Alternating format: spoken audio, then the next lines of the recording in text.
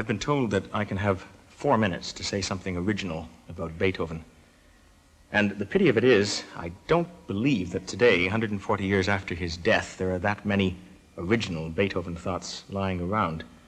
In fact, I think that even my favorite cartoon character, the long-haired little kid who plays Beethoven on a miniature piano in the comic strip Peanuts, Schroeder, I think he's called, would have trouble finding one in 3 minutes, 45 seconds. There's this short story by Doretta Lau, two-part intervention, about a woman who was tired of the pains of real intimacy and resolves to date dead men. It's like a metaphor for parasocial relationships or something. The narrator cycles through a few options, Alain Delon, Bruce Lee, Malcolm X, until she happens upon Glenn Gould, this guy.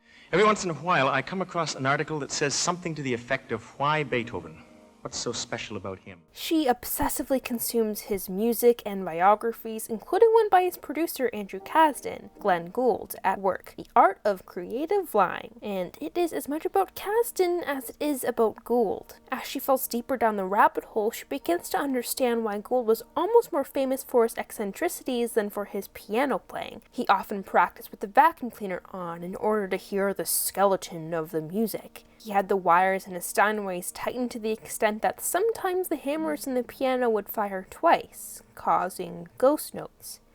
He and the narrator both have an aversion to having their hands touched. Most contentiously, he was an artist who personalized his art. He played too slow, or as in his infamous version of Bach's Goldberg Variations, inconceivably fast.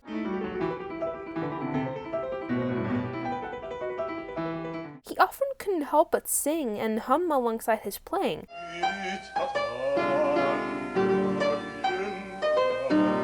On their first date, Gould even starts humming the opening aria for the Goldberg Variations at the tempo of his 1955 recording. Quick.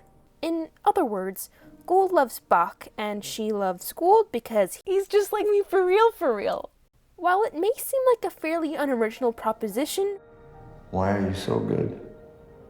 What makes your memories so authentic? Well, there's a bit of every artist in their work. These last lines have become kind of ghost notes of my own. Gould reaches his left hand out and grasps my right hand tightly. The gesture feels like 10 hours of conversation, years of friendship. I remain still, even though it hurts.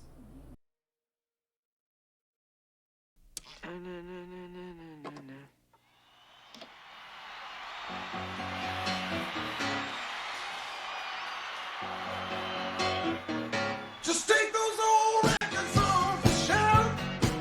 I sit and listen to them by myself. Today's music ain't got the same soul. I like that old time rock and roll. Don't try to take me to a disco. You'll never even get me out on the floor. In 10 minutes I'll be late for the door. I like that old time rock and roll. So this is the world, and there are almost 7 Mission Impossibles on it. When I was a kid, there were only 2. It's hard to keep up. That's better. That's America, where in 1962, the Thomas Cruise Maypole IV was born. He always loved movies, but first he wanted to be a priest. He broke arms and legs performing DIY stunts. He was a wrestler until an injury made him a theater kid. After high school and a loan from his stepfather, Mr. Cruise was off to the Big Apple. Oh, and he dropped the Maypoler. Just Facebook. In the 40 years since, Tom Cruise has become the biggest, the last, the true, most sincere, real movie star. How Tom Cruise did it, I don't know. Because he isn't considered a great actor despite his Pacino-like proclivities. Moreover, his star narrative has always been incongruous with the journey of a typical movie star. Generally, for an actor to remain a salient icon, they must pursue a public narrative of redemption or character development. For example, Natalie Wood doing a Butterfield 8 or the blockbuster to indie darling Pipeline. The second narrative is the search for the truth about an actor. This is why our culture is so haunted by the gone too soon celebrity. After all, we never did discover who Norma Jean was, did we? In essence, the most sustainable celebrities are all Socrates, trying to draw us out of a cave to stop looking at entertaining shadows and stare at the real article, the sun. But Tom Cruise is quite famously not one to apologize for anything, and he'll be the first to remind you that there isn't a separation between Tom Cruise Maypoler IV and Tom Cruise the actor. I don't think of myself in third person, like how do other people perceive me, or what are they saying about me, or, you can't tell people their opinions are. Even when Tom Cruise was given the perfect scenario in which he could be redeemed or display character growth about the truthful essence of Tom Cruise, the person, he did not take the typical route of playing against type in a deglammed, repentant role. Somehow, Tom Cruise went from spectacle to be laughed at to producing some of the most heartfelt spectacles we can't help but laugh with. The cinematic brilliance and commercial success of Mission Impossible Fallout and Top Gun Maverick has given Tom Cruise increased capital among us, the people of film Twitter. You'll see a lot of comments like this. I know this is military propaganda, but improv is bad, but his outbursts are inappropriate and frankly unprofessional, but there are a lot of buts. Some of these buts include, but I respect Tom Cruise's pursuit of excellence and realism. You ready? Let's go. I kind of thought that was a one take, but he did it 8 times. That the derivation of art is skill. I looked it up, I was like, it's skill. I appreciate how earnestly, sincerely, and seriously he takes his craft. And I just looked at him and I just went, oh, this sucks, like that. And he looked at me and he goes, it's a challenge. I think most people would think that was remarkable self-control, remarkable dedication to craft. He takes his acting very, very seriously and prepares very, very seriously. I like that he acknowledges his privilege and seems to genuinely enjoy making people happy. I give my life to these, and because I feel privileged to do what I do. I feel very privileged. He does have a good Donald Duck impression. I'll do.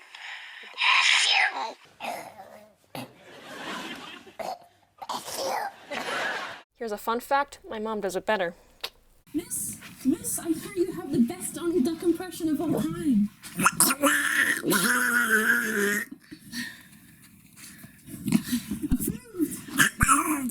Somehow, the change that made Tom Cruise marketable again was authenticity and sincerity. We don't watch his movies to watch John Anderton break his ankle. We're very clearly watching Tom Cruise break his ankle. We're not staring at a shadow, but the sun. We've seemingly always been. Do I think I'm a star? I never think about it. You don't. You are. You're suddenly, very quickly, a very big star. And clearly we find that refreshing. But is he sincere? Tom Cruise is famously obsessed with maintaining a particular cultivated image. The reason we make fun of his laugh is because it feels like an alien wearing human skin performing an approximation of a spontaneous joy. Ha ha ha. In fact, a lot of his filmography is the opposite of sincere. He can make an anti-war film and then do a Top Gun. He perpetuates the destructive reach of an explicitly homophobic improv troupe, and then he makes films that are iconic among the community. He is a man seemingly too sincere for an irony-poisoned culture, and yet his authorized biography is titled All the World's a Stage. Kierkegaard defines irony as essence that contradicts the phenomenon. And since it's probably impossible to define the essence of Tom Cruise, I thought I could at least try and understand the phenomena. So I watched all 42 Tom Cruise movies. Since rankings and ratings are arbitrary, I will be giving a number score based on how much I like Tom Cruise's hair. Objectivity, you know? So I'll spoil the worst for you right now. I love Michael Mann, but Collateral is just what's up with these roots? It's also very important to me that you know that Jamie Foxx plays a wimpy taxi driver in this, and his name is Max. This is pretty important, Max. How do you know my name? It's written on your badge. I'm a nobody.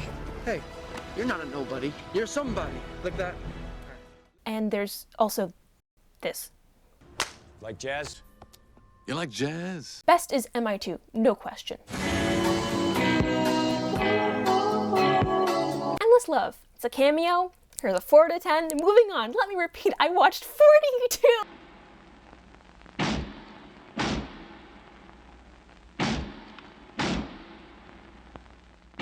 Taps. Taps was the inhale before the burp that would be Tom Cruise's big break. Since Cruise considers art to be a skill, Taps was arguably his most formative creative experience. The production facilitated his precociousness by allowing him to learn everything about this business we call show. His uncanny work ethic during the basic training required for the film eventually paid off. Cruise was like he was training for the fucking Olympics.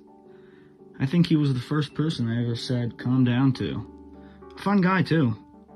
Cruise subsequently worked his way up from extra to the leading role that is David Shawn.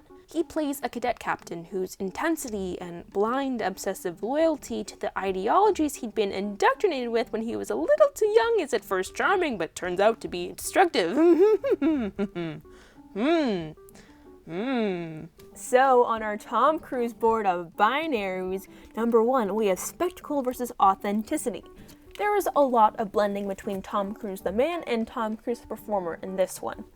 David Shawn and Tom Cruise are equally serious and lacking a sense of humor. Tom is pretty stoically masculine, but this film is also about male intimacies, and in regards to pro-war versus anti-war, well, for at least the first 40 minutes of this film, I was utterly confused at what it was trying to say. Was this satire or an uncritical glamorization of the military? I was particularly alarmed that they changed the novel's inciting incident to make the school's military superintendent more sympathetic.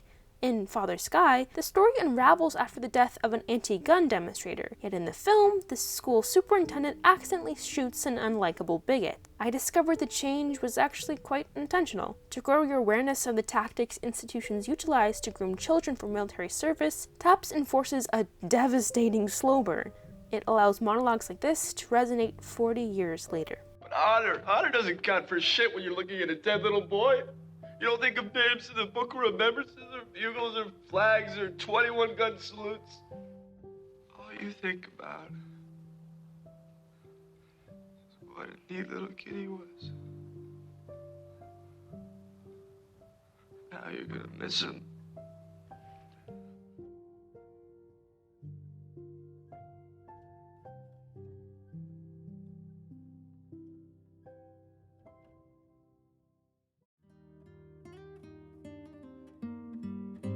Outsiders. I really like this piece right here. 5 out of 10. After Taps, Tom Cruise was in, baby! Tom Cruise, you could see his talent from Taps, and he took this testing process very, very seriously and was very intense. Cruise's central artistic motivation was to make great movies with great people, so he did everything in his power to work with Francis Ford Coppola.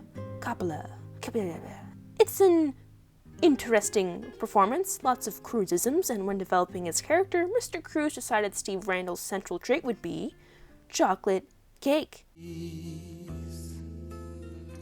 Upon the moment long ago, one breath away and there you will be, so young and carefree. And I know Cruise lived in Louisiana for a while, but the accent is... And what are you doing walking by your lonesome on the street, huh? also interesting. Look at my nose. It's huge. I'm sure that after making a movie with an auteur, Monsieur Cruise would further pursue artistic, challenging work. Dave's been itching for it. Woody can't stand it. If I can wait, why can't you wait? And Spider will do anything for it. Nope. It's the last word about the first time. Nobody nope. Nope. Losing it. Cruise wouldn't dare do another teen comedy, would he?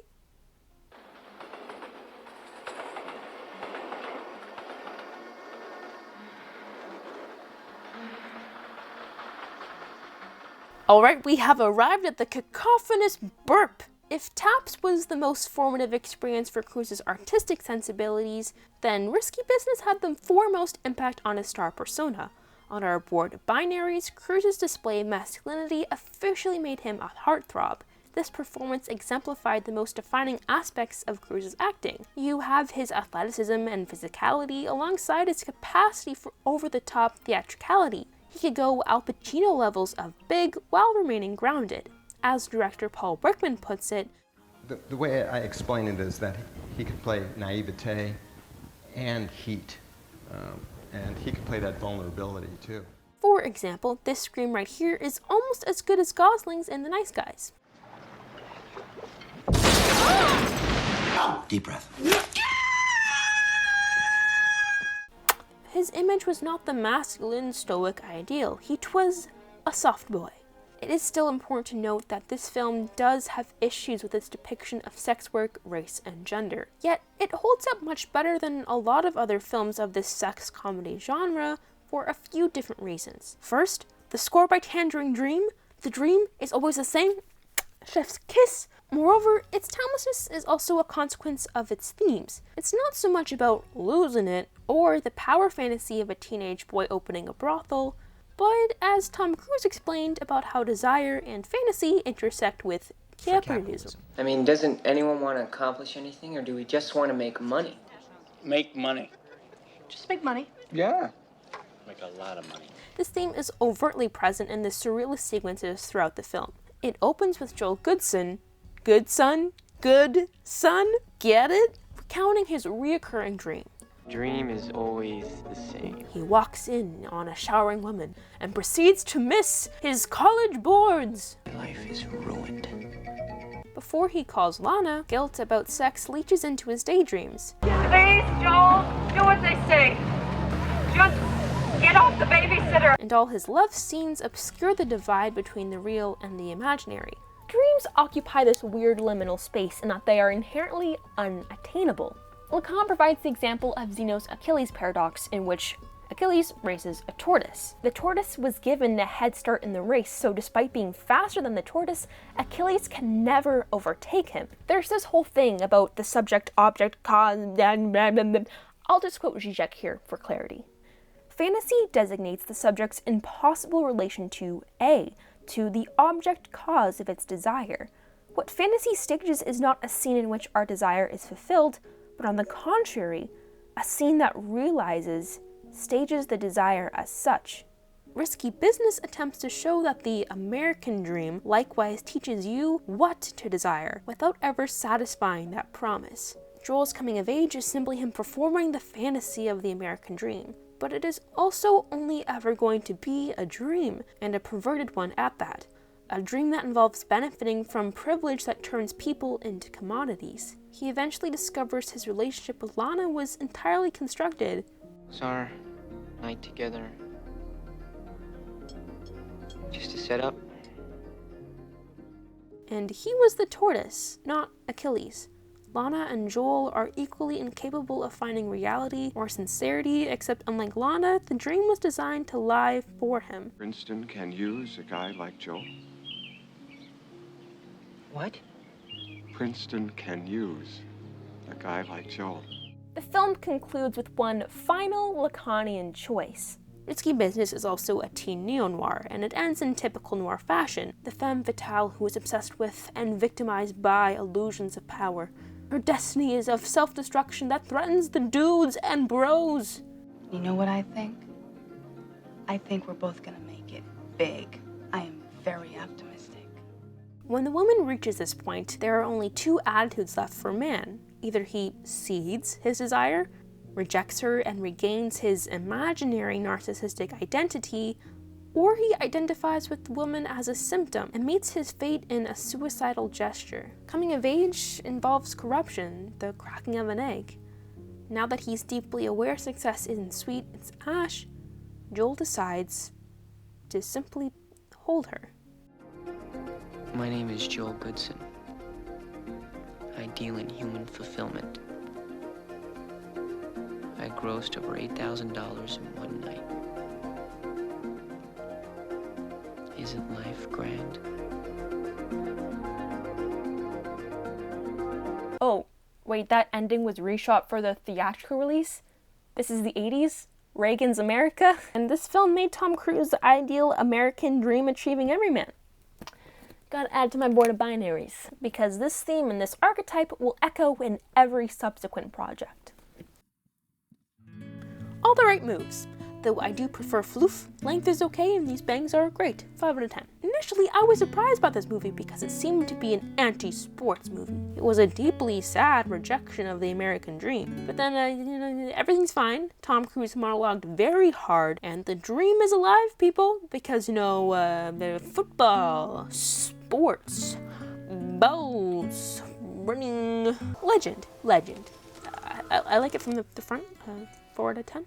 So this is a Ridley Scott film. Tom Cruise liked Alien and the initial pitch, so even though after losing it he promised himself to read a script before signing on to a project, Tom Cruise was excited to star in a Ridley Scott film. So, you know what that means. Studio forkery and multiple cuts. They hacked it to bits, changed the ending, overdubbed Gump's lines because they thought the German actor sounded like a Nazi, and replaced the absolutely breathtaking score with... No. Tangerine Dream? You betrayed me. In addition, to further pay homage to Jean Cocteau's Beauty and the Beast, Mia Sara was supposed to turn into a cat. Intellectually, this would have clarified the film's message. We are all animals, my lady. However, my mind immediately went to... hashtag release the cat cut. There were also other moments that made me question my grasp on reality. It's wine we shall have. Brown tongue! Goblins. Shot me through me brain pan. Oh. Also, I recently turned of legal drinking age where I live, so my mom bought me this. It's a rose hip and elderflower. Shot me through me brain pan. Oh. There are certainly plenty more choices I could goof on. Tom Cruise's performance, for instance, is not classically good.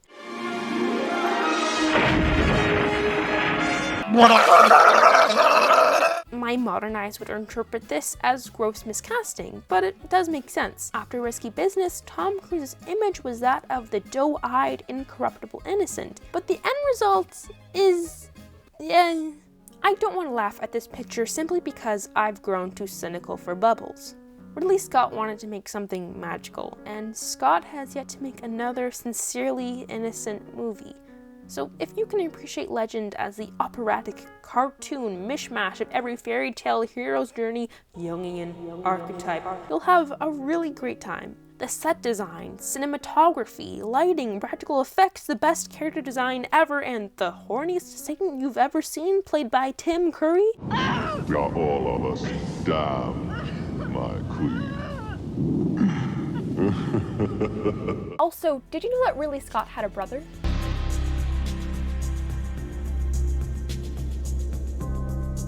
In retrospect, it's more than a little crazy. Nobody wanted to make what was considered Star Wars on Earth. It would seem that producers in the 80s would jump at the chance to make a movie about Yankee individualism, nobility, excellence of purpose, and commitment to excellence. However, executives thought nobody would want to see a movie with too many planes. Even after the arduous process of procuring studio backing, Top Gun was difficult to cast. Val Kilmer only participated out of contractual obligation. Matthew Modine passed through the film's blatant propagandizing, yay Matthew Modine, but then something pretty inconceivable happened. Tom Cruise, who always had a passion for flying, agreed to be Pete Map, though his participation was contingent on certain factors. He was to be given the ability to exercise control throughout the production of the film. Cruise demanded a character-driven sports movie, and after almost 50 scripts, the formula spun Star Wars on Earth into many Earth credits. Looking for a manly drink in a manly glass.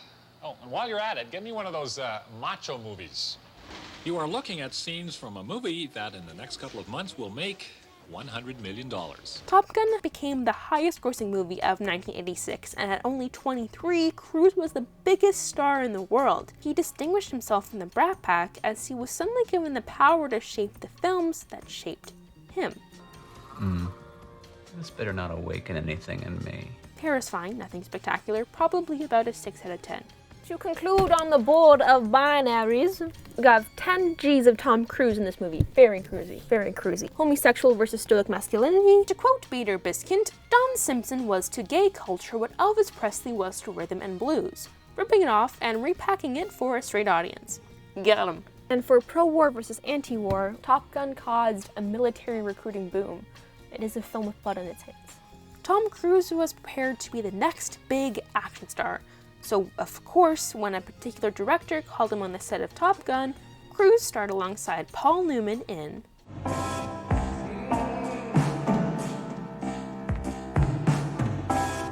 The Color of Money is an interesting movie. It's interesting that Martin Scorsese would do a fairly commercial sports movie, a sequel to the classic that was The Hustler. It's fascinating that it was Paul Newman who initiated Tom Cruise's love of racing, and it's interesting that Tom Cruise would play someone who could be so...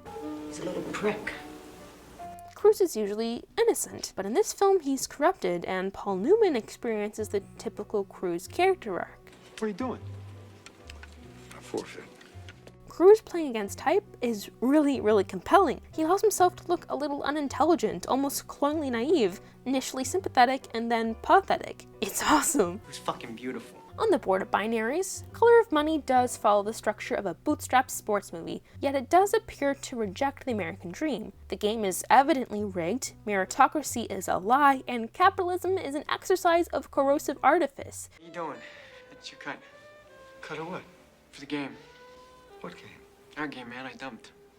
Got a front to lay off 4,000 on you, and then I dumped. All I do is dog about 4 shots, you know? But Eddie, you know something? You are a very good player. The character achieves their fantasy of success at the cost of their integrity and happiness. For homosexual versus stoic masculinity, Tom Cruise is at his most unself-conscious and vulnerable, and the movie frames it as a weakness. You used us! You used me! Yes, I did. But you're in Atlantic City now with the big boys. You're not back there in the stock room playing around with baby dolls. Paul Newman is the hero, not because he plays pool the best, but because he is the better man. He is the stoic ideal. The first half of this movie is deeply complex, a nuanced character study, but it takes a hard left turn into Rocky, but pool, and incidentally appears to champion macho manliness. Oh, and while you're at it, get me one of those macho movies. Hey, I'm back. And in regards to how closely this film blends Cruise's real persona with his on-screen one, Tom Cruise quite famously performed all of the pool things, except for the skippy, pool, ball, jump. I don't know how pool works. Anyways, hair 2 out of 10. It's just very large. But the Academy did not care about my distaste for his hair because it received Oscar nominations for Best Writing, Best Actor, and Best Supporting Actress, and... oh, nothing for Cruise. I'm sure that's never going to happen again. You lie. You disgust me. So Cruise, riding the wave of his immense megastardom and critical acclaim, started working on a movie with Dustin Hoffman. But first he had to dance while making a... Cocktail. Tom Cruise made a movie about a guy who dances while mixing beverages and smooching Elizabeth Shue. And it made over $170 million. Hair's pretty nice though. I like the curls on the side part, and his fits in this movie are fire. This is what I thought I looked like in high school. 8 out of 10. Unlike me, real critics didn't care about his hair. Cocktail is a bottle of Rotgut in a Dom Perignon box. Cocktail is mud in your eye. Cocktail makes beer commercials look deep, makes Top Gun look like Hamlet. You disgust me. I admit, it's deeply disappointing that Tom Cruise's participation changed Haywood Gould's dark and personal book about how capitalism and bartending was slowly killing him to a cocktail music video. It's a fluffy, silly, melodramatic movie that refuses to say very much. There are moments that contain some substance. I'm sure Cruise's endless interview process represents a significant portion of the millennial population. Maybe you should re-enlist. I believe in positive thinking. Never quit. Never say die. I want to be part of the team. So, what do you think? Well, your resume is completely inadequate. And while this is more niche, I've never seen working as a barista more accurately represented than in this scene. A friar tuck! A white Angel cat! Dirty mother! So just a friendly reminder that if you order a double blended frappuccino, you could just ask for it with light ice. There's also a tremendously dark and personal third act shift. So now a very important trigger warning for death by suicide.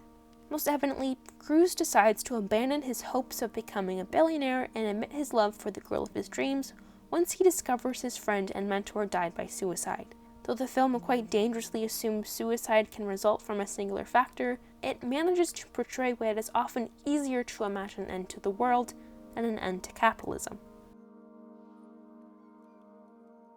Of course, it concludes with a sincere exaltation of the American dream. Cruise doesn't make it big, but he does make it with a beautiful family and a thriving business called Flanagan's Cocktails and Dreams.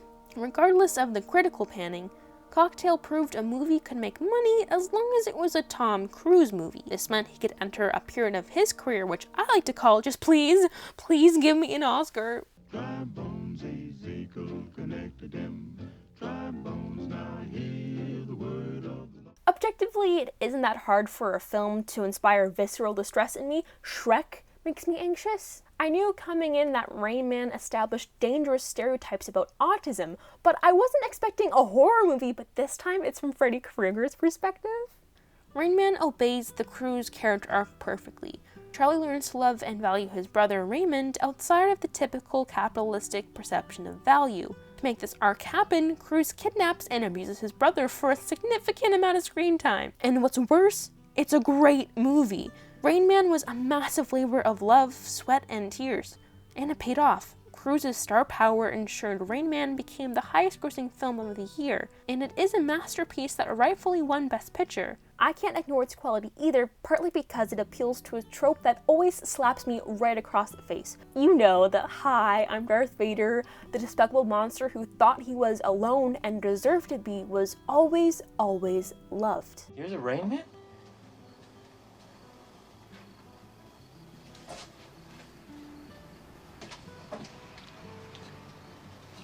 Who took this picture? TAD. Barry Merrill, the screenwriter, excellently articulates, looking back, Rainman was never a story about autism. It was a tale of two estranged brothers, their journey and then their fragile redemption. I like having you for my big brother. Yeah. And that speaks to the central problem of the film. Rainman was never about autism, or even how society systemically disables and exploits its citizens. It's no surprise that in most of my research, those who felt most represented were parents of autistic children. Heck, I watched this movie with my parental unit and she found a lot of catharsis in it. Because again, I can't watch Shrek, so imagine what happens when the doorbell rings. Yes, Rainman was ahead of its time in many, many ways. Actors and writers contacted consultants and formed a relationship with Kim Peek, who was a savant. Moreover, Rainman was made during the writer's strike, which meant that much of the dialogue was based off interactions between Peter Guthrie, who is autistic, and his neurotypical brother. And I would say 90% of my dialogue in that movie came from Kevin telling me what Peter would say. It provided visibility that emphasized the humanity of autistic people in an era where that was exceedingly rare. But ultimately, Rainman exploits autism just as unethically as Tom Cruise does within the film to serve its narrative. Its destructive legacy further speaks to the pervasive lack of diverse representation in Hollywood. There are growing healthy depictions, but Rainman's commercial success forever shaped the cultural awareness of autism and set the precedent for Hollywood autism. You're very much familiar with the infantilized male with superhero-like powers played by a neurotypical cis-het, usually white actor. There's also an underlying current of ableism that contributed to Dustin Hoffman's win for Best Actor. Since 1988, a third of the Best Actor Oscars were awarded to actors playing disabled characters. This trend, as Sarah Pupas-Capit explains, suggests that the Academy gives actors props for portraying experiences that are perceived as being very far outside the norm of humanity. Hence, Tom Cruise playing Forrest Gump is seen as a great feat of acting ability, like Hilary Swank playing a trans man in Boys Don't Cry. And both performances are also seen as comparable to Forrest Whitaker playing the genocidal Ugandan dictator Idi Amin in The Last King of Scotland. They're all abnormal, so portraying such characters successfully is rewarded. As a result, despite the centrality of Tom Cruise's character and an excellent performance, he was snubbed. In fact, his character is exceedingly within his range. He didn't lose himself in the performance.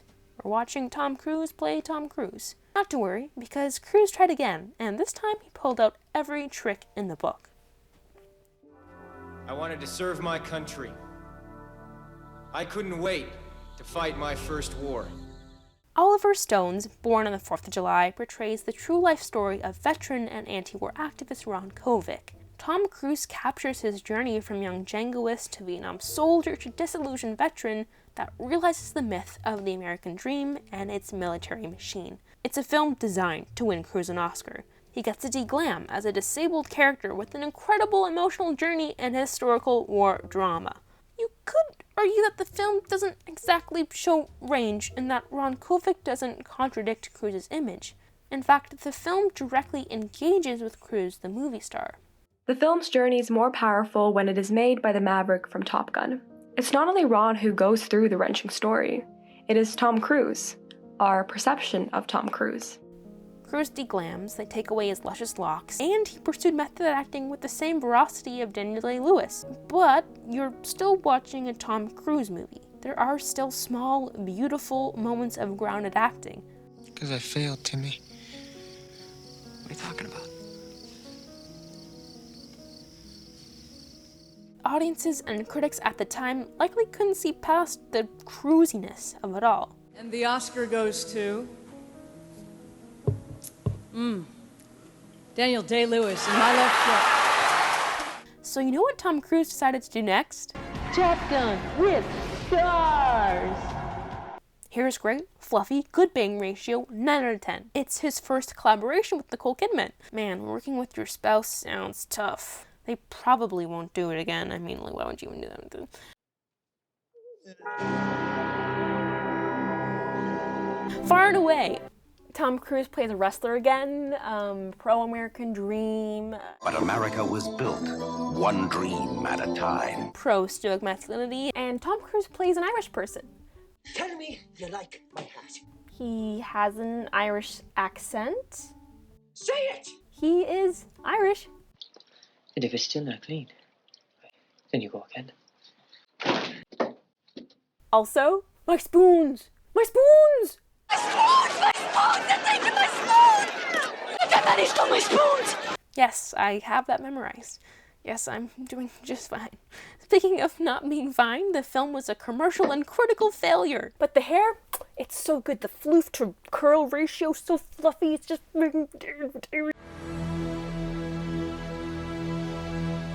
You can't handle the truth. Are we clear?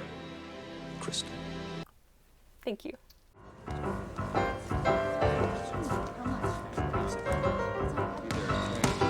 Tom Cruise started his own production company with his agent Paul Wagner.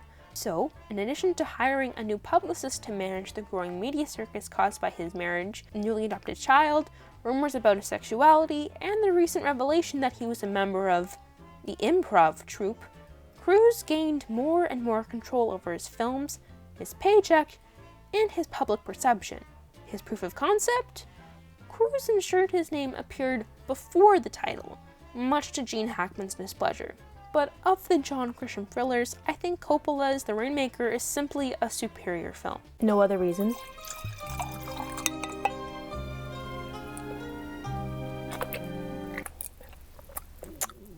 Yummy! Okay, I do have one legitimate reason. I'm not saying the film is unoriginal, I'm just saying that if I had a nickel for every time Tom Cruise cheated on his partner in a tropical location, I would have 2 nickels, which isn't a lot, but it is weird that it happened twice. And that's when it hit her. It didn't just happen twice. She would have far more than 2 nickels. She would have like 1 billion nickels. Because Every Tom Cruise movie is the same. Tom Cruise tries to make it big. The dream is always the same. So what are you gonna do now? Make $1 million? Well, have you tried cash? How much can one of these EPA guys? It's like 150 in New York. Did you ever think I'd make a six-figure salary? He is the best at what he does. Top 5, sir, in my class. Not the top 5%. You are the top 1%. Command, your Lieutenant Caffey is generally considered the best litigator in our office. That kid has both arms in traction. He beats anybody in the room. Death of a friend, mentor, or innocence.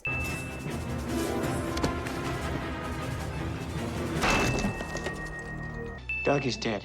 Give me money and get rid of me. You're young, kid. You got a long way to go. Choosing love or altruism. It's not about the money anymore. I love you. Find the words to express how the leadership of this government sickens me. This often involves refusing a check. Keep your fucking money, pal. I don't want your goddamn money. $250,000.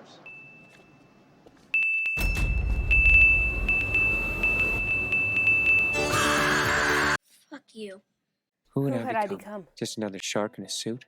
Another essayist in a video? A consumer who feels entitled to a real human's image? Someone who didn't care that giving Tom Cruise money facilitates the harm caused by his improv troupe? 2 days later. 2 days later. At our corporate conference in Miami. A breakthrough. I already have 18 million on the table. Breakdown. Breakthrough. Fuck you. Do you know your name? I couldn't escape one simple thought. I hated myself. I hated myself. No, here's what it was. I hated that I didn't hate Tom Cruise.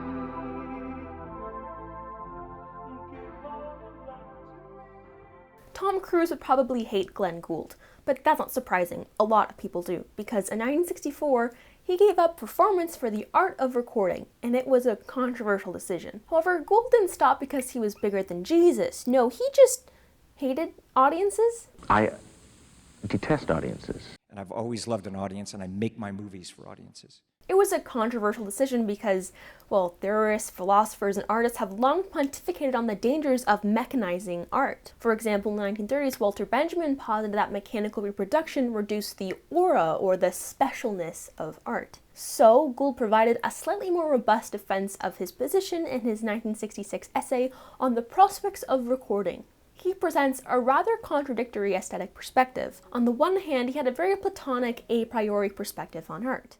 As your Philosophy 101 course taught you, Plato believed that the physical world is nothing but a shadow of the real one. There is another realm populated by eternal, abstract objects, forms like goodness and beauty. We humans have an innate understanding of these grand concepts. This theory of recollection posits true knowledge is thus a matter of remembering. It's like my dad used to say, what's remembered lives.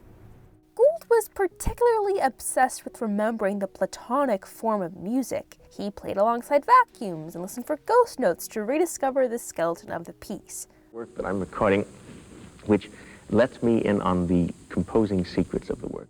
I want to study each format of those films to understand, because drama is different than comedy. Character comedy is different. We were talking about war movies. In his essay, Gould alludes to Plato when he highlights a quote from Jean-Luc Godard's A Married Woman. The first thing we require of a machine is to have a memory. Recording was thereby a perfect tool to achieve this eternal musical architecture. You can splice or edit your work until the performance is perfect, and transcend the acoustics of a space to create an intimate, truly tactile experience. But that's really what you're aiming to do, is to make people sit up on their seats from the first note and say, this is an event, this is a happening. Yes, almost, a musical if you want it in one word, yes. However, to my understanding, Plato wasn't a huge proponent of art. In the Republic, he outlines that an ideal society would be free of it. He thought mimesis, the idea that art can represent the real world, is only an act of imitation that corrupts our ability to discern the imaginary from the material. Worst of all, art is powerful. It invokes empathy, stirs emotions, and provides us with catharsis that we never earned. Art was an obstacle to the contemplation of truth, and its beauty was predatory, a most dangerous lie that preyed upon our humanity. I maybe spent too much of my life just remembering Bob. You know what I mean? Gould had zero qualms about the dangers of imitation. His personal hero, for example, was Van Meegeren, an excellent forger who sold fake Vermeers to the Third Reich. He was also keenly attuned to his performance of Glenn Gould. Many believe that all the eccentricities that immortalized him as the tortured genius were actually acts of self-aware performance. When a critic plays up your eccentricities on stage and off, does it infuriate you? Does it hurt your feelings? No, it doesn't hurt my feelings in the slightest. Well, he was pragmatic, and he was a businessman. He knew perfectly well that the image was going to help sell records. On a side note, can I say I think you have one of the best Twitter bios there is. What is it? Actor, producer, running in movies since 1981. Good stuff. He also grew more controlling and paranoid about his public image. He really was unwilling to say a word in public that wasn't scripted. He insisted on writing both the questions and the answers for an interview. And there are film productions of his where he is reading scripts off cue cards in which he's trying to be chummy and personable. But when he put that personality through the ringer, you get the sense that he never realized that he was, in some ways, becoming less interesting to look at and listen to by so heavily controlling and scripting himself. Most fascinatingly, there was also a sincere commitment to the performance. Or, as Morton describes Tom Cruise, nicknamed Laserhead, his gaze is all focus. No irony, no sarcasm, no cynicism. Total attention. Tom Cruise, with the help of improv, believes wholeheartedly in the persona he's invented. Gould embraced this path of artificiality because for him, the value of art, of recording, lies in its capacity to disregard a piece's history, its worship of the author, to instead emphasize the subjective, individual response of the audience. You've made, which ones do you most want to be remembered for? That's hard. And whichever I know we're tempted to hear Valkyrie because wisely. Whichever films people choose to remember me for. When we do so, the audience becomes content of the art or machine. Recording may be fantasy, 100% less real, but it is also uniquely able to build intimacy with an audience, and sometimes it can uncover the truer, more perfect realm of art. Gould made two predictions about the role of mechanically reproduced art. One, recording would obsolesce concert, and two, the role of the forger, of the unknown maker of unauthenticated goods, is emblematic of electronic culture, and when the forger is done honor for his craft and no longer reviled for his acquisitiveness, the arts will have become a truly integral part of our civilization. And, well, he was right about one of those things. Jerry Maguire makes me cry. It makes Batman cry. The idea that love, passionate, intimate love, is the cure to despair and that cynicism is only a symptom of a meaningless world, dang, it's inspiring. It's significant that the butterfly-lined stomach we get with Jerry Maguire was exactly Crowe's and Cruise's intention. They wanted to bring radical positivity to Hollywood, celebrity, and capitalism. Notably, Jerry Maguire's mission statement deliberately echoes Jeffrey Katzenberg's 1991 memo about Disney's failing blockbuster filmmaking model. Right about this time, Jeffrey Katzenberg, the famous film executive, had written an in-house memo about the state of the movie industry. I'd like to take this moment to remind you that this is the man responsible for Quibi. But Crowe in 1996 posited that the Dream Factory had become more factory than dream. Everyone knows that sports is a machine. The endorsement is now in danger of overshadowing the game. The commercials are often more interesting than the telecast. Money sits on the bench, right alongside the players. The players know. The owners always knew. The fans know. The machine has moved into our homes. The question is, how do we personalize that machine? And the man responsible for personalizing that machine was Tom Cruise. Crowe took the man more brand than man and made the human part come first. It does so by making Jerry Maguire the scream of the Tom Cruise movie genre. Jerry Maguire takes all the Tom Cruise tropes and laughs at them. I'm not gonna do what you all think I'm gonna do, which is just flip out! Party. What the fuck? You are hanging on by a very thin thread. Jerry Maguire may be the cruisiest of all Cruise movies. The Rocky references are especially on the nose in this one. Come on. New company. We're going to a new company. Cruise starts as the hero corrupted. Was the girl 16 or 17? There's no proof of anything except this guy is a sensational athlete. But this time, he redeems both his character and the dream. It was never just a mission statement. We live in a cynical world. A cynical world. And we work in a business of tough competitors. In a cynical world, we make people happy. We let them know that one athlete can make a difference. You complete me. This is similarly reflected in the quality of Cruise's performance. Cuba Gooding Jr. won Best Supporting Actor, and Cruise was this close to one of his own. He successfully reached a level of verisimilitude previous performances lacked. And from the first moment he read that script, you could feel he was Jerry Maguire. The cinematography draws specific attention to how expertly and honestly his eyes telegraph every beat of Maguire's emotional journey. In another homage to Risky Business, he only wears sunglasses when he's hiding his vulnerability and performing the role of cynical capitalist, which makes the ultimate moment here Oh, I love you so much. and here hit so much harder. I love you. I looked around, and even the most grizzled grips and technical guys, men mostly, were choking up. He truly becomes the eyes to the machine and gives it a ding-dang-dong soul. Cruise was fully understood as that which nothing greater can be conceived. Uncynical love and faith in each other was the cure to a dehumanizing machine. To holistically cultivate fame, one needs only to expose their vulnerabilities, cry, and open themselves up to the world. Live authentically, not perform. As demonstrated by his first Oscar nomination, it really worked. Cruise really wasn't a celebrity consumed with selling his image. He was human, the last true, real superstar. Jerry Maguire personalized the machine. But giving capitalism a human face, Wendy's has a sardonic Twitter page, Money is a monkey with a Discord channel, and the M&Ms have lore. We grieved when they de-thoughted the green M&M. Most of all, I longed for death. I invited it. A release from the pain of living. Oh, Louis. Still whining, Louis. Was anybody going to tell me Antonio Banderas was in this movie? I lived my entire life without knowing about this transcendent performance. And Tom Cruise? Tom Cruise is good. I found the voice a little jarring, and the real-life tension between him and Brad Pitt kind of put a damper on their chemistry, and the hair is a 5 out of 10, but he's great! And that's great because it's so out of his wheelhouse.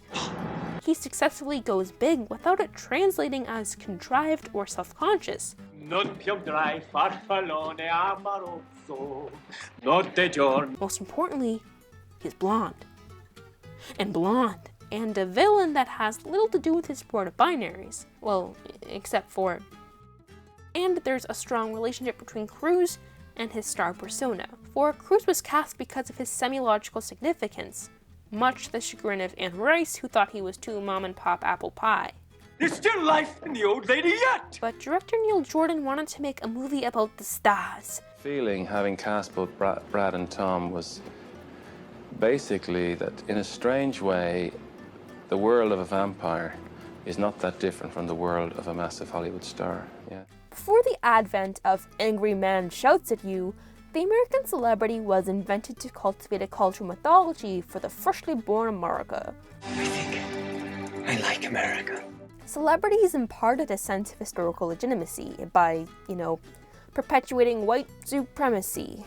They were not larger-than-life personalities who could do a cool thing with their face. I don't know what TikTok is, really. Following the revolutionary period, cultural icons were less godlike and more so a humble everyman, the optimistic proof that the dream was real. Yet the cataclysmic shift occurred with the changeover from a producing to a consuming society, and the mechanical reproduction of images, those ding-dong cameras and high-speed presses. The Industrial Revolution also brought about an influx of European immigrants.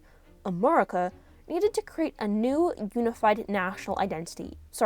A new unified white identity. To quote Sylvia Wynter, the exclusion of Black and Red Americans and the marginalization of all other non-white Americans was and is an imperative function of the integration of European immigrants as all equally American and white, in effect, as all members of a single biological body or race.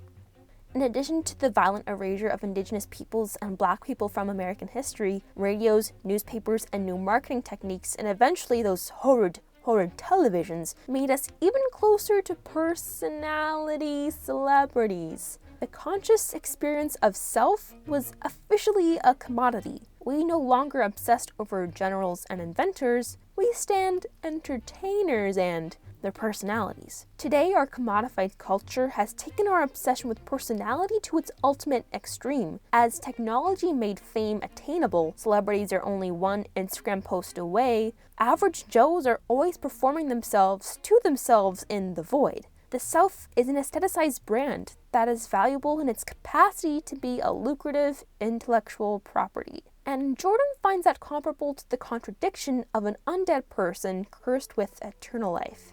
Stars, vampire and vampire star, you know, and as well as that, they are eternally youthful, or they're condemned to be eternally youthful in a way, you know. And Hollywood as a perfect place for vampires, because if vampires buy immortality, Hollywood's a perfect place where people wants to buy immortality. Larger than life. That's what we say about screen figures. He was larger than life, by which I suppose we mean he was dead. The film extends empathy to Lestat as it tries to understand what it is to live as content, the product of a machine. It's false light. Can't harm me.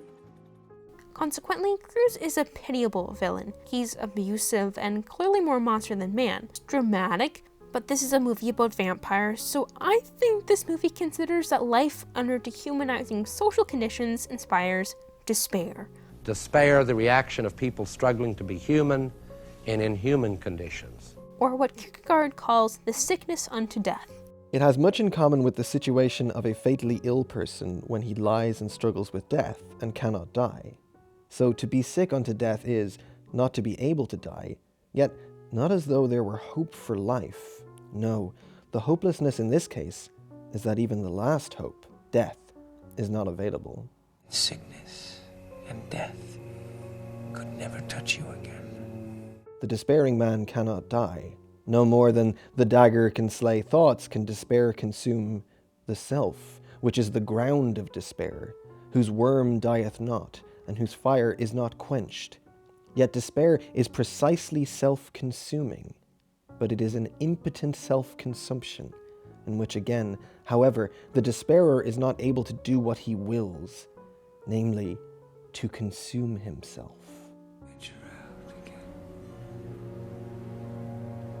Become the old Lestat. Despair is not a physical sickness, it's a spiritual one that arises in our struggle to understand what it means to be an individual with the conscious awareness of the self. This is for the house. Despair. The vote.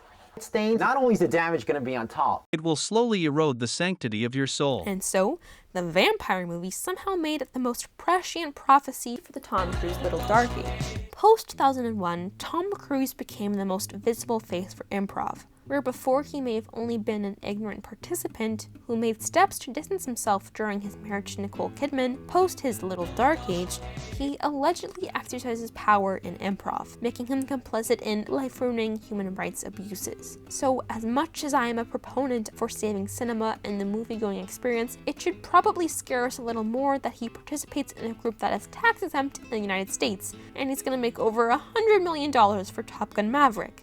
You'll also notice that Cruise still works with great people. He looks for great movies, not great roles, but he rarely works on pictures that he himself does not produce or have immense control over. You'll also take a moment to acknowledge the dangling prepositions, and this is relevant when you consider how allegedly significant celebrity images are to the rapid dissemination of improv. As such, to contribute to improv, Tom Cruise, who was previously a private person, made an effort to share more of his personal life. Obviously, I'd interviewed you many times before, and you'd been very Tom Cruise-like, very, yes, I'm going to talk about this, but I'm not going to talk about that. So I had never experienced that before. Cynically cultivating parasocial relationships is always a good move. Enter the 3 interviews that nearly ruined his career. Couchgate, the Peter Overton interview, and the Matt Lauer interview, in which Cruise emphatically addresses the dangers of Ritalin after criticizing Brooke Shields' use of antidepressants after her pregnancy. Interestingly, from my perspective, what truly outraged the world was not improv, but rather the fact that Tom Cruise was cringe. I will take a moment to acknowledge that cringe is often inextricable from ableism. Our conception of cringe is shaped by our understanding of what a proper person is. So shaming people for acting cringe can be a means to humiliate neurodivergent people. I'm not asserting Cruise is anything but neurotypical. The only public knowledge we know about Cruise is that the magic of yes and cured his dyslexia. I took this course and I apply that technology, you know, when I study and when I read and when I work on things, and I realize that I'm not dyslexic. However, if you give me a moment to project onto a celebrity, I think Cruise, in the sofa scenario specifically, misinterpreted the normative social script. I wonder too how much, you know... You were egging me on. I was not! You were egging me on! It is also unsurprising that ableist language, such as crazy and psycho, were commonly used to describe Cruise during the Little Dark Age. This gains another shade of ick when you consider jokes about Cruise's sexuality simultaneously reach its cultural peak. To be clear, Cruise must be examined critically. I am simply encouraging us to avoid punching down in our attempts to punch up. In the midst of the numerous scandals, Cruise was perceived to be less than human, and he was treated as such. He and those around him endured dehumanizing abuse by the media industry, and audiences always love throwing tomatoes at people for being weird. I just don't like it when you get in my way of my pictures. Okay, sorry about that, Brittany. I'm a person just like you. But Cruise committed the cardinal sin of celebrity. He betrayed his image and personality. You might think this would be impossible for Cruise. As I discovered, it's very difficult to pinpoint the persona of an anti-war, pro-war, anti-political, anti-capitalist, stoic action star soft boy. When someone stands for nothing, they also stand for everything. The only stable aspect of his persona is that he represents the paradox of a dream made real. Cruise appears to be an actor who is seemingly too sincere to act as anyone other than himself, so he occupies and manifests whatever subjective meaning audiences wish to project onto him. Consequently, when Cruise stood for something and was suddenly revealed to be an unlikable celebrity rather than a person, it broke the fantasy. Take this surprisingly articulate comment on an interview with Tom Cruise for the Stanley Kubrick documentary. If it takes that long, you know, I mean, then what, you know, everything they say about us is true, you know. And I would laugh. And you know, I say, okay, all right, Stanley. There's a desperation inside him. A brand has overtaken the man. The same difficulty he shows in reaching for the right words telegraphs the inner difficulty he finds in reaching for the real world. He is terrified of returning to the flawed nature of man he was before superstardom. His words, his body, his actions are painfully inadequate no matter how much time he spends crafting their exactness. They can never rescue him from the fear that his own humanity will betray him in the end. And I remember saying, hey, you know, I was walking out and I gave him a kiss and a hug and I said, you know, I love you, Stanley. You know that. And he turned to me, and he was just right there, and it was just a quiet moment. It was late at night, and he said, you know, I love you too. Little dark-age Tom Cruise acted in a way that felt distinctly inhuman, and in doing so contradicted his brand. He was the optimistic proof the dream was real. He could survive capitalism without becoming a soulless product. It may have prevented him from winning an Oscar, but by always playing Tom Cruise, acting as the last true, real star in a world of fakes and machines, it was deliciousness. He seems to be playing a Jerry Maguire-like character in his interviews, but such a performance in a space where actors are meant to drop the facade was not welcome. He was at once overly sincere and lacking in any genuine emotional disclosure. Cruise resonated as unreal, and so very cringe. Even Tom Cruise could be corrupted by fame, capitalism, and improv. He too could not resist becoming inhuman in inhuman conditions. The dream was just a dream.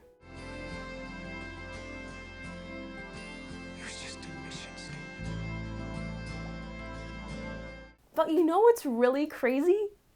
None of that mattered.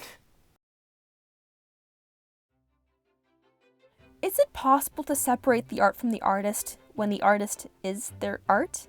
For Gould, despite all his talk about killing auteurs, the answer was still a resounding no. It was literally impossible to remove his humming and singing from his recordings. The answer for Cruise was in his... He makes good art. Really good art that most pertinently provides an escape from an increasingly hostile, alienating reality. And it is interesting to observe the films that helped us get to this point of willing ignorance. Cruise still gave great performances that challenged his star persona after interview. Magnolia, for example, preferred his status as a heartthrob. And tame my vagina. Or you could use any word there, Tom. I don't know, a shorter word for vagina. And in Minority Report, Steven Spielberg quite literally replaces Cruise's oh-so-human eyes with fakes. Then came The Last Samurai. Tom Cruise plays Nathan Algren, a soldier who is uniquely talented, noble, and haunted by his contribution to the massacre of indigenous peoples. Flames. After The Last Samurai, Cruise begins to resemble the classic American celebrity who creates a nostalgic cultural past. It's why certain people celebrate Top Gun for not going woke. Respect my penis. And his characters are truly the best at capturing the sincere good old days. The end is inevitable, Maverick. Your kind is headed for extinction. Maybe so, sir. But not today. His characters are also increasingly homogenous. Let's call it the Jack formula. Jack is a straight-laced dude. He's often stoically masculine or punished over and over and over again. Oh, hold on. Listen. Okay, do it. Until he becomes so. Also, I found this really funny tweet about how him in Oblivion is like the peak male form. I don't know, I thought that was funny. This Tom Cruise is anything but us. Where he was once the universal man, now he is the last exceptional one. Many find that a necessary change of pace when today celebrities and fame are exceedingly attainable. It is not an impossible, paradoxical mission that only the privileged accomplish. Achilles and the tortoise are slowly beginning the race at the same point. I have a feeling that the end result of all our labors in the recording studio, it's not going to be some kind of autocratic finished product such as we turn out now, but is going to be a rather more democratic assemblage. Now, I think we're going to make kits. I think we're going to send out these kits, and we're going to say do it yourself. As such, celebrities and content creators wink at their greatness. We get to stare down at them from our phones as they do TikTok dances and joke about how weird it is to do an ad for Skip the Dishes or whatever because, hey, they're just like us. After a decade of ironic commercials, though, the pretense of relatability has kind of played itself out. My pet theory is that the relatable celebrity died in 2019 with the Mars rover Opportunity. She landed in 2004 for a mission that was supposed to last 90 days. She survived for a record-breaking 14 years. Her last words assumed a surprising half-life of virality on the internet. We wrote songs, made art, and tweeted and teared up, partly because I can pick up this pencil tell you its name is Steve, and go like this. Oh. And part of you dies. And we saw an unsaid part of our souls in her final message. My battery is low, and it's getting dark. And it's a sad day for all of us. 14, you are released. And 14 copies. We personalized the machine, and it died. The dream was only an artificial fossil in an abyss, as forgotten and as valuable as the water that once lived on Mars. Though the dream is more attainable than ever before, it does not mean that that dream is worth attaining. Or, as Mark Fisher diagnosed in Capitalist Realism, capitalism is what is left when beliefs have collapsed at the level of ritual or symbolic elaboration, and all that is left is the consumer spectator, trudging through the ruins and the relics. I do hope you're satisfied with our product. Therefore, there is immense comfort in a celebrity who represents something far beyond the limits of reality. Where am I? In a culture of personalized machines and forgers, in a time when we are desperately trying to run away from the desert of the real, Cruz's artificiality is sort of an asset. In fact, now it's kind of relatable. I think a lot of us are just saying, what the fuck? It's all just tears and rain anyways.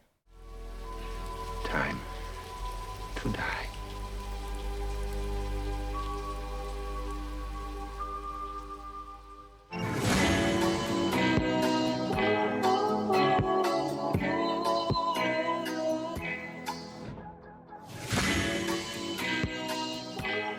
That's it? No, it can't end like that. Okay, technically Cruz made another picture about the nature of art and artifice and despair, that whole shebang. Did you know that Kubrick kind of doesn't like personalizing machines?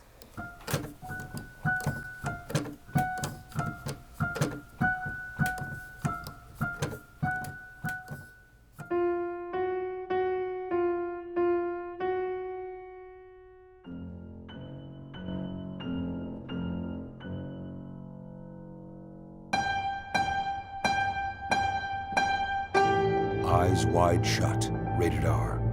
Eyes Wide Shut is an adaptation of Arthur Schnitzler's Traumnovelle, or Dream Story. It follows the psychological journey of Dr. Bill Harford, who is transformed after a long day's journey into night of sexual fantasies. It also does this to the Tom Cruise board of binaries. Tom Cruise is once again bound to playing himself as Kubrick uses his celebrity image to say something about Kubrick the auteur's messy legacy.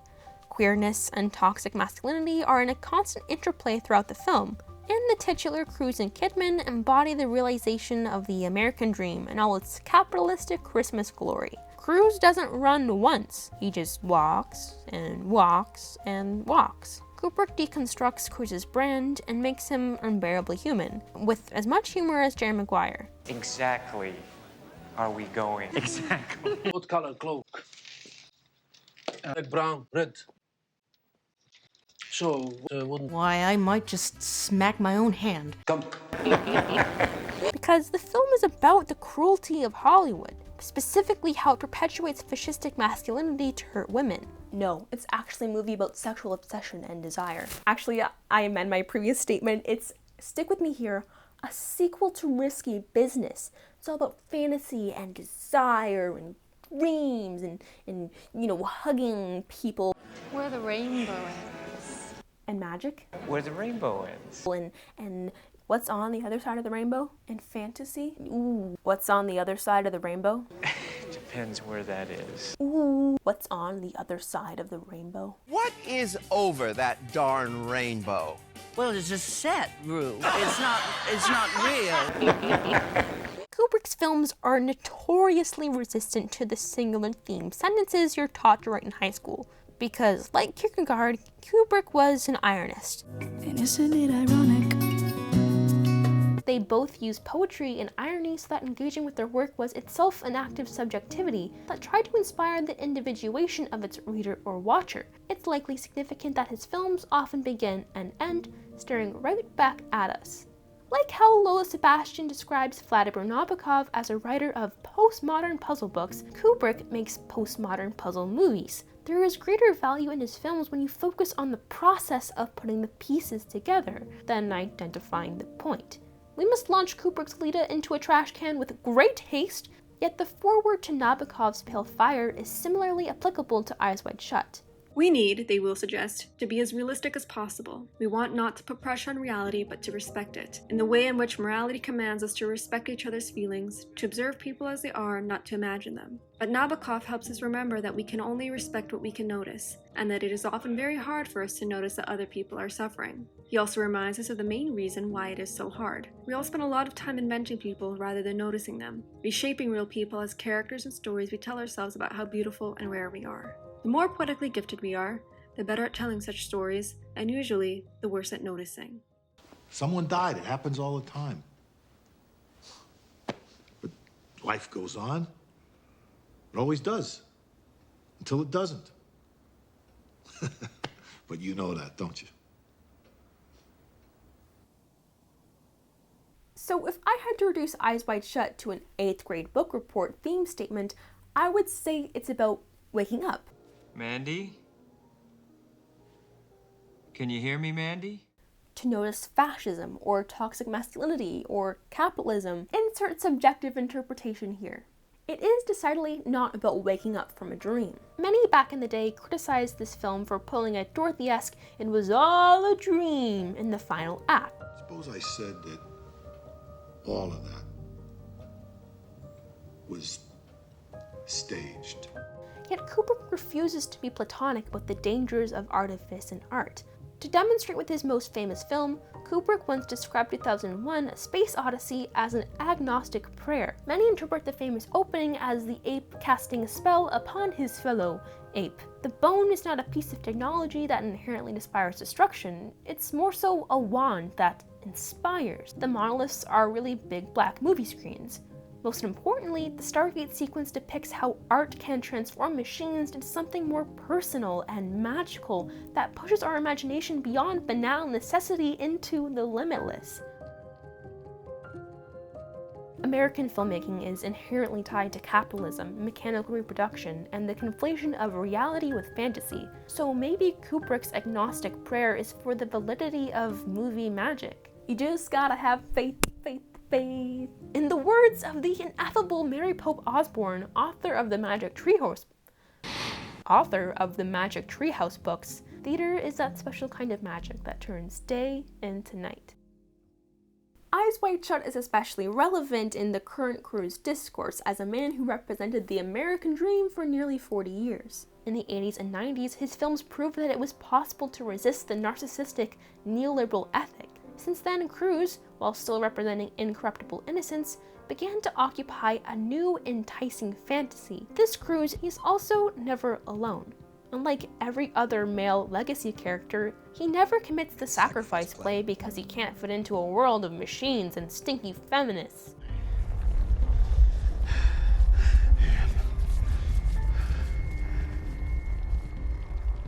Iron Man.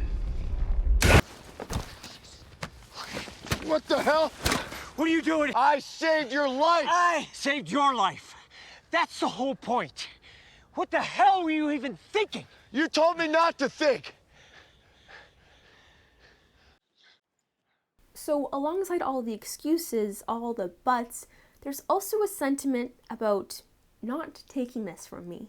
Mission Impossible and Top Gun are pure escapism. They don't require that much thought. Can't we just have nice things for once and not overthink the presence of CIA and military propaganda? He makes silly action movies that are neither bound to realism or morality, so they don't need to be valued by their impact in the world either.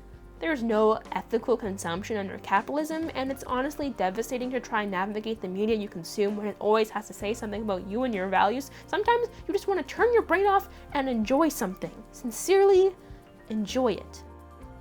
Nonetheless, sincere interactions with art requires thoughtfulness, and that opens you up to a lot of the unpleasant stuff. Please pardon the following cheese, but art and intimacy is a risky business. When we stop caring, art becomes content. It's how you get Is It Cake? A show that asks, is it real? Or is it cake? And slowly, as your brain turns to goo, you realize that it doesn't actually matter if you can tell the difference. All that matters is that you keep watching. But what are you really watching if your eyes are closed?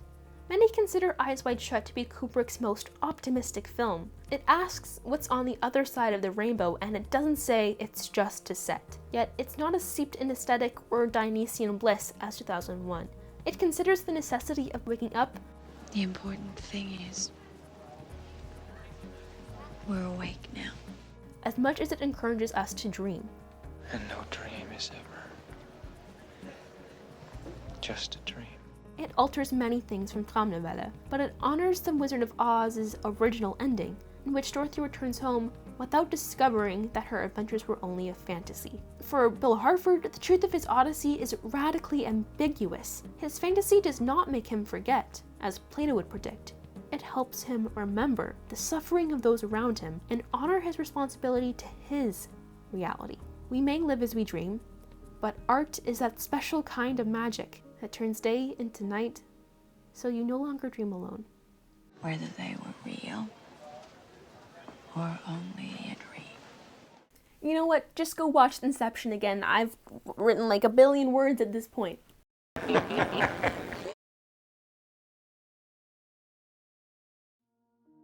This is the point of my essay where I wrap things up in a tiny little bow and say something about having two choices. We only really have two choices. We get two choices.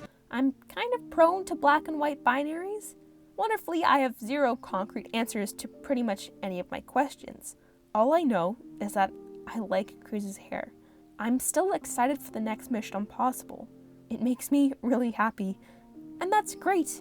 Art can make us happy, but art can provide more than just an escape, and we have a responsibility to engage with art beyond its capacity for escapism.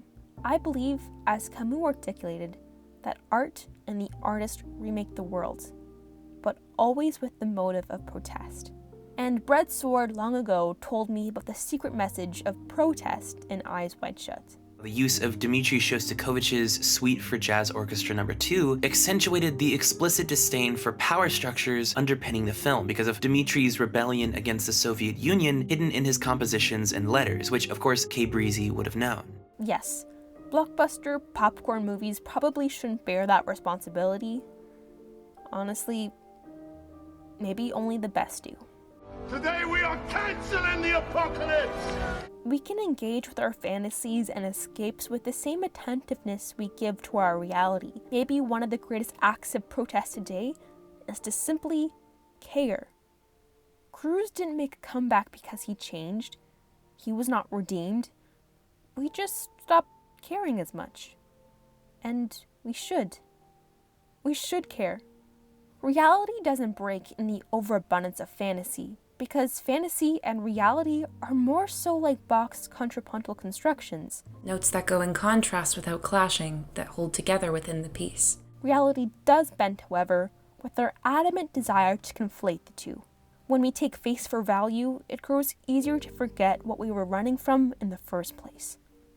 I couldn't imagine a life in which I would not be surrounded by music, which shelters you from the world, which protects you, which keeps you at a certain distance from the world. Because I think that the only advantage that any artist has, the only thing that any artist can really write about, and all artists do write about it, whether they know it or not, is that distance from the world. I do realize it, and I know that I obtain it through media, and I know that I would have been very unhappy as a 19th century man. We are a generation of playwrights and poets who would much rather play than notice, but at the very least, we can care. Truly, sincerely, really care. Even though it hurts. It's time to give a fuck. Tom Cruise probably would. Pretty ironic, huh?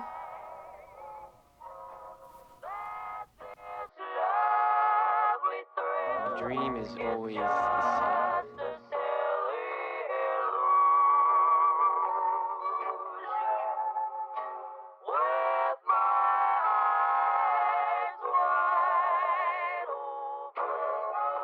But in the end, this sort of amalgam exists for every artist, really. Within every creative person, there is an inventor at odds with a museum curator.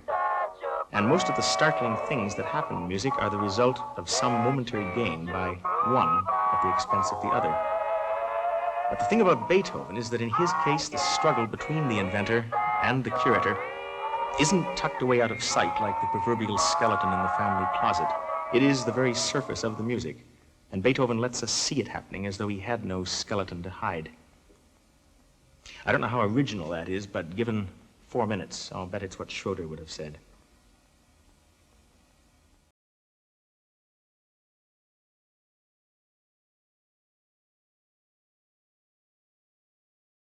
Is the most human thing we can do.